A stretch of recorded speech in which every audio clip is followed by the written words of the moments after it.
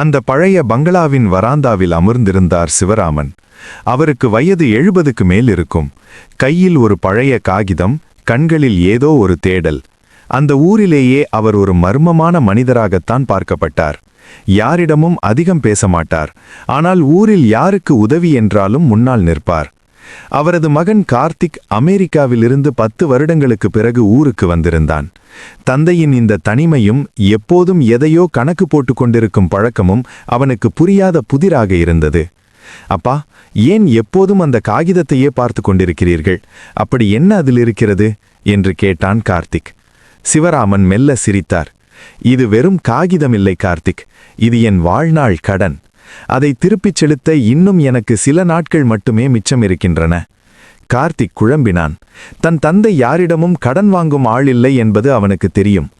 யாருக்கு தர வேண்டும் சொல்லுங்கள், நான் இப்போதே கொடுத்து விடுகிறேன். இல்லை கார்த்திக், இது பணத்தால் தீர்க்கக்கூடிய கடன் இல்லை, இது ஒரு சத்தியம் என்றார் சிவராமன் ஆழமான குரலில்.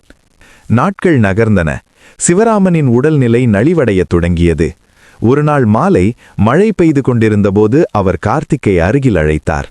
கார்த்திக், நான் சொல்லப்போகும் இந்த விலாசத்திற்கு நீ போக வேண்டும். அங்கே வசந்தா என்று ஒரு பெண் இருப்பாள். அவளிடம் இந்த கடிதத்தை கொடுத்துவிடு. இதுதான் என் கடைசி ஆசை என்றார். கார்த்திக் அந்த முகவரியை பார்த்தான். அது ஒரு குக்ராபத்தின் முகவரி. தந்தைக்கும் அந்த பெண்ணுக்கும் என்ன தொடர்பு? ஒருவேளை இது ஏதும் தவறான உறவா? பல கேள்விகள் அவனுள் எழுந்தன. ஆனாலும் தந்தையின் ஆசைக்காக புறப்பட்டான். அந்த கிராமத்தைச் சென்றடைய அவனுக்கு ஒரு நாள் முழுவதுமானது. ஒரு சிறிய ஓட்டு வீடு. வாசலில் ஒரு வயதான பெண்மணி துணி துவைத்துக் கொண்டிருந்தார். முகத்தில் வறுமையின் ரேகைகள் தெரிந்தாலும் ஒருவித அமைதி அவரிடம் இருந்தது. நீங்கள்தான் வசந்தாவா என்று கேட்டான் கார்த்திக். அந்த பெண்மணி நிமிர்ந்து பார்த்தார்.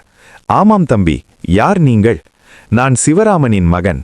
அந்த பெயரை கேட்டதும் வசந்தாவின் கையிலிருந்த துணி கீழே விழுந்தது. கண்கள் கலங்கின. சிவராமன் மகனா? அவர் எப்படி இருக்கிறார்? கார்த்திக் கடிதத்தை கொடுத்தான். அதை வாசித்த வசந்தா விம்மி விம்மி அழத் தொடங்கினார். கார்த்திக்கிற்கு பொறுமை இழந்தது. யார் நீங்கள்? என் அப்பாவுக்கும் உங்களுக்கும் என்ன சம்பந்தம்?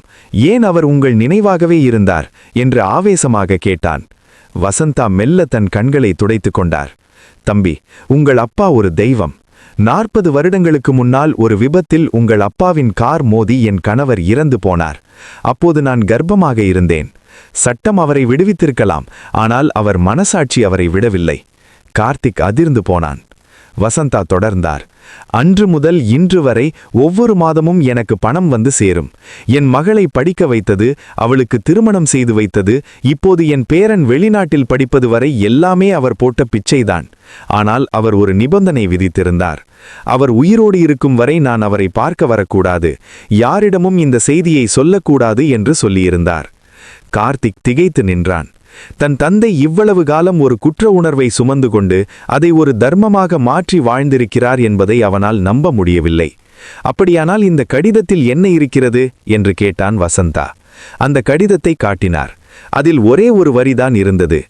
40 வருடகால தண்டனை முடிந்தது, என் கணக்கு தீர்ந்தது, இப்போது நான் நிம்மதியாக போகிறேன். கார்த்திக் அங்கிருந்து உடனே தன் வீட்டிற்கு விரைந்தான். தந்தையை பார்க்க வேண்டும், அவரிடம் மன்னிப்பு கேட்க வேண்டும் என்று துடித்தான். வீட்டிற்கு சென்றபோது அங்கே ஒரு கூட்டம் கூடியிருந்தது. சிவராமன் அமைதியாக நாற்காலியில் அமர்ந்திருந்தார். ஆனால் அவர் மூச்சு நின்று போயிருந்தது. அவரது மேஜையில் மற்றொரு டைரி இருந்தது. அதை கார்த்திக் நடுக்கத்துடன் புரட்டினான். அதன் கடைசி பக்கத்தில் ஒரு அதிர்ச்சியான உண்மை எழுதப்பட்டிருந்தது.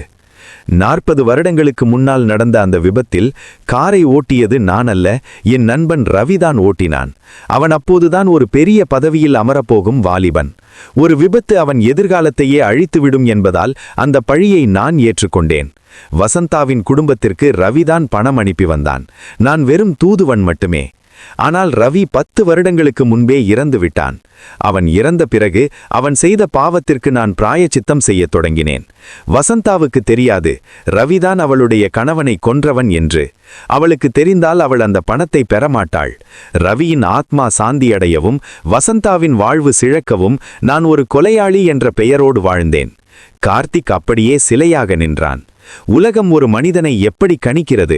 ஆனால் அந்த மனிதன் எத்தகைய தியாகத்தை சுமந்து நிற்கிறான் என்பதை நினைக்கும்போது அவன் கண்கள் குழம்போல பெருகின.